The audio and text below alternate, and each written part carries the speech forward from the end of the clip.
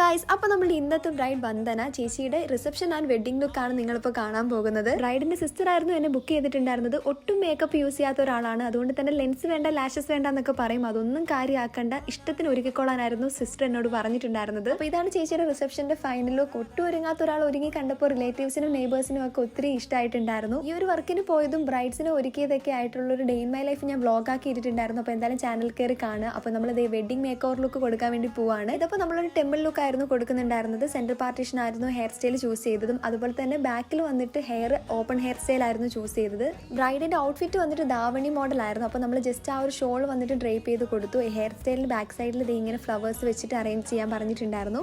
അപ്പോൾ final look ഇതാണ്, ready ആയിട്ടുണ്ട്. ഇനി ബ്രൈഡിന്റെ സിസ്റ്ററിനെയും നമ്മൾ ജസ്റ്റ് ഒരു പാർട്ടി മേക്കപ്പും അതുപോലെ തന്നെ ഹെയർ സ്റ്റൈലും ചെയ്ത് കൊടുത്തിട്ടുണ്ടായിരുന്നു. അനിയത്തിയായിരുന്നു ഒത്തിരി എക്സൈറ്റഡും ഹാപ്പി ആയിട്ടുണ്ടായിരുന്നത് ചേച്ചി ഈ ഒരു ബ്രൈഡൽ ലുക്കിൽ കാണാനായിട്ട്. അപ്പോൾ കൂടുതൽ എൻക്വയറീസിനായിട്ട് ഞാൻ കമന്റ് ബോക്സിൽ പിൻ ചെയ്ത് കൊടുത്തേക്കാൻ, ചെക്ക് ചെയ്യുക.